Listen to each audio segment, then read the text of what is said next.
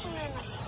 ও আমি কি রে ভাই, আর বলিও না ভাই, ভাতার আমার একটা কথা শুনে না। তুমি তো নিজের পছন্দ করে বিয়ে করেছো।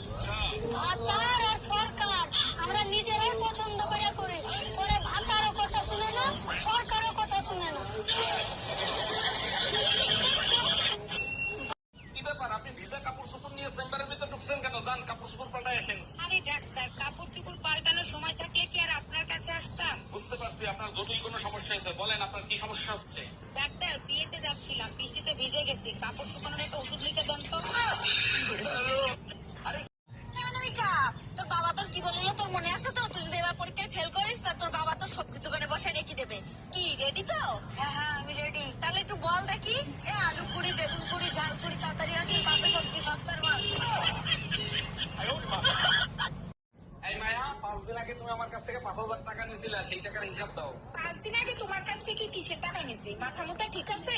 আরে সংসারের খরচের কথা বলে 5,000 টাকা নিয়েছিল না, সেই টাকার কথা বলতেছি। ও আচ্ছা, ওই টাকা।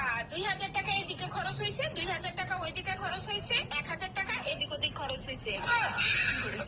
এই মায়া, 5 দিন আগে তুমি আমার কাছে আমি যদি নতুন জামা কাপড় পরি, আমার আশেপাশের হোটেলেরা এরম করে চাই। নতুন জামা কাপড় পরা পছন্দ করে না, হিংসা করে আমাদের। তুই নাম ধরে ডাকিস কেন? তোর জন্য আমার মেয়েও আমাকে নাম ধরে ডাকছে। ঠিক আছে, তাহলে আজকে আমি তোর মা বলে ডাকবো, তাহলে মেয়েও তোর মা বলে ডাকি। ভাবি, আমার জন্য একটা মেয়ে দেখেন তো, প্রেম করবো। কিরকম মেয়ে লাগবে বলেন, খুঁজে দেবো। এমন একটা মেয়ে দেখবেন যার মন ভেঙে গেছে, বেঁচে থাকার কোনো ইচ্ছেই নেই। সত্যি আপনি অনেক বড় মনের মানুষ। এরকম মেয়ে কেন খুঁজতেছেন? যার বেঁচে থাকার ইচ্ছা নাই, তার কিডনি বেঁচে আইফোন কিনবো।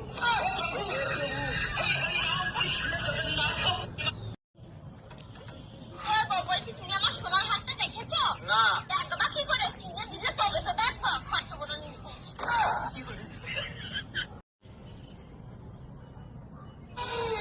তুমি যদি ছেলে হও তাহলে একটা কথা খুব ভালোভাবে মাথায় রাখবে, তুমি কোনোদিন ভালো মা হতে পারবে না।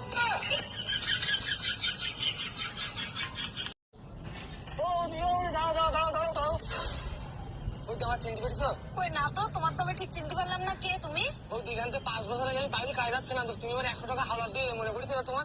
বাহ, তুমি তো বিরাট ভালো মানুষ। 5 বছরের আগের টাকা তুমি এখন আমার ফেরত দিতে এসো? ঠিক আছে, দাও আমার টাকাটা। না মানে তোমার এখানে দাঁড়িয়ে দেখলাম তো, তাই ভাবছিলাম যদি আর 100 টাকা দিতে।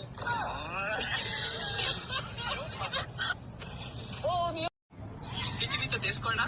একটা। একটা? তাহলে জাপান, ইন্ডিয়া, চায়না এগুলো ওগুলা বিদেশ।